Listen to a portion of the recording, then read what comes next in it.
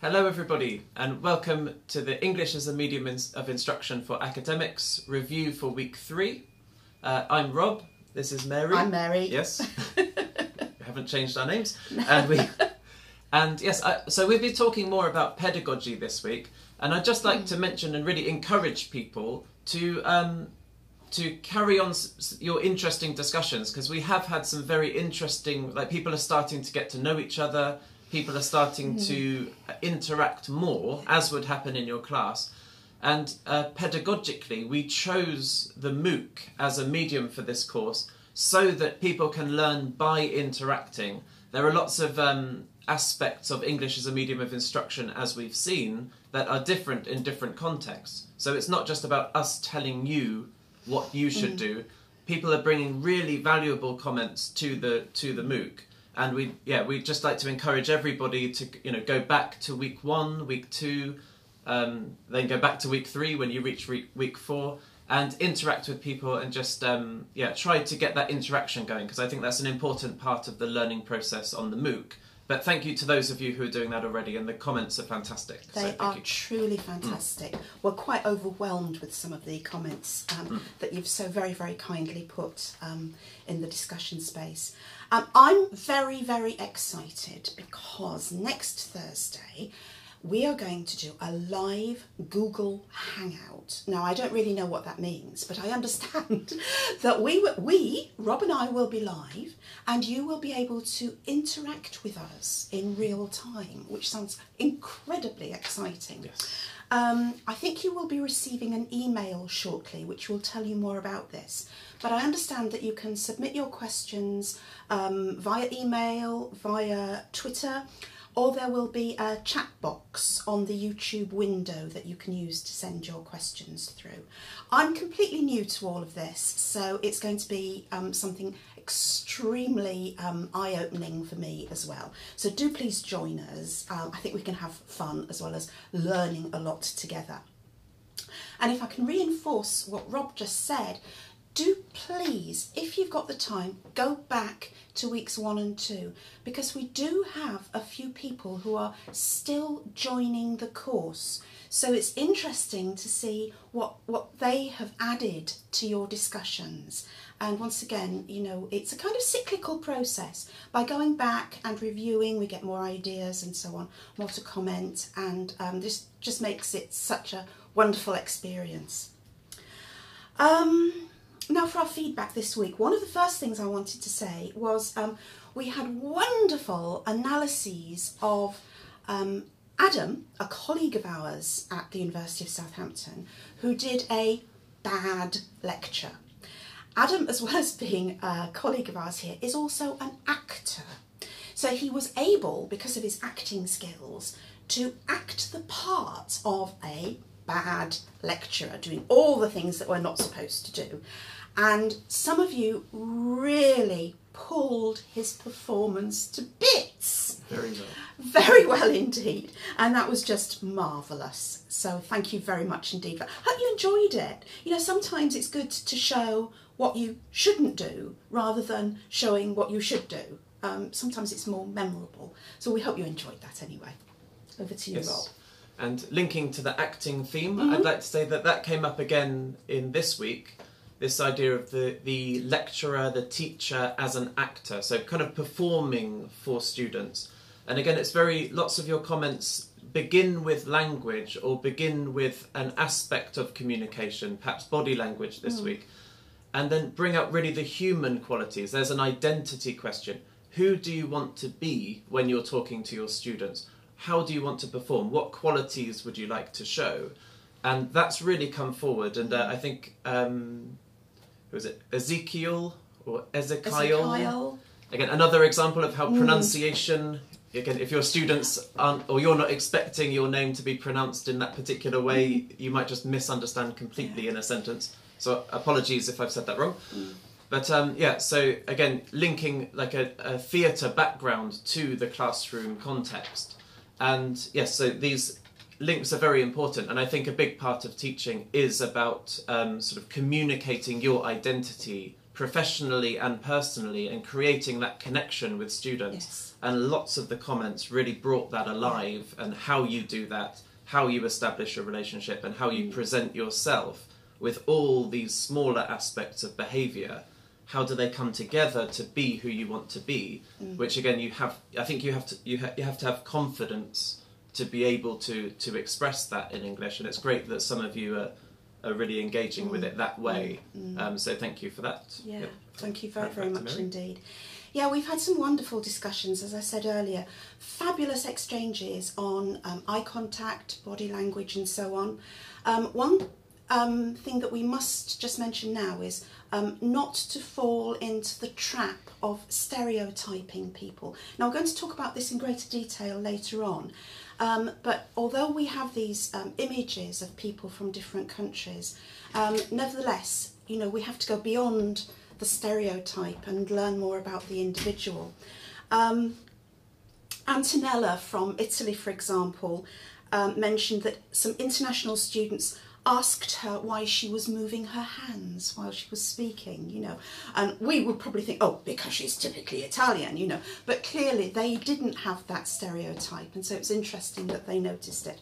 So lots and lots of observations. And one thing I'd really like to emphasise, a point raised by Listia. Once again, apologies if I haven't pronounced it correctly. Listia makes the link between the more traditional forms of teaching that are quite teacher-centred to the more inclusive, learner-centred style and approach that we're in favour of, if possible, because we know that everybody's teaching situations are different. You know, because we do, if we can, promote interaction, so that all of the things that we're talking about, particularly in this week, to do with body language and gesture and eye contact, you know, that form part of us as people, as teachers, as Rob has just said, these become more and more significant in the kind of approach that we favour. And it builds confidence. It builds the confidence of the students, and of course it begins to build your confidence as a teacher as you establish your personality and you build the rapport with your students. Anyway, that's all I wanted to say on that. I think Rob has more to add. Yes, I was just going to say yes. Of course, there's no one way of doing things, and yeah, we'd like to emphasise that again, the contextual answers that people are bringing to the discussions are really fascinating for me, and just how, like, I liked eye contact, the human sides of eye contact, like that it can signal aggression. Yes. It can signal a challenge. It can signal to some people, I think they said, like openness and a peaceful attitude. You also talked about sort of stopping other behaviours, like stopping mischief in your in your classroom by preventing people from perhaps doing what they shouldn't be in the background. And I particularly like Mediha's, sorry if I pronounced that wrong, Mediha's comment, you know, eyes are a gateway to the soul. Oh, yes. And I thought, yes, there's a certain truth to that. So we might talk about small areas of behaviour, but again, it's building that bigger picture, that one aspect of your behaviour can actually unlock a whole sort of system of symbols that will be interpreted in different ways and could be used for different effects in the classroom. So thank you for those. Yes, I think we gave a little bit of an idea to you, and you've created something much bigger, so thank you for that. You've created something far, far bigger. Yes. The tips that are coming through now, I mean, I've written down so many tips. For example, Ghislaine, I don't know if that's pronounced in the French way, but Ghislaine, who criticised the use of slides that are too busy, too full of action and things floating in and flying in, saying that she actually feels ill sometimes if there's too much going on the screen. And I think it was Alison who mentioned the overuse of slides and how we need to be consistent in our presentation of our slides and so on. And a couple of people actually said simple is best, and I echo that very much. It was lovely. Erica had a question, and Inga and Maria had solutions. They put them forward. It was all wonderful. There are so many people I'd love to mention, and I know we can't. Sorry if we haven't name mentioned you, but we try and read all the comments, and we keep going back to week 1 to read more comments that are being added. So it's a very intense time, but I hope you feel like us that it's a very worthwhile time that we're spending together. That's all I wanted to say this week. Have you anything else to add, Rob? I'll just add how impressed I've been with the slide share exercise. Oh, I think yes, you've come up with some fantastic slides, some fantastic examples, and you've mentioned how you would present them, like with your mannerisms or how you'd bring them to life. You've mentioned the content, because we do have subject-specific experts on this course, and of course you're telling us how you would deliver it in a particular way, and there, as you said, there were the visual elements, which of course I think there's so much good advice and so many good examples. It's absolutely fantastic.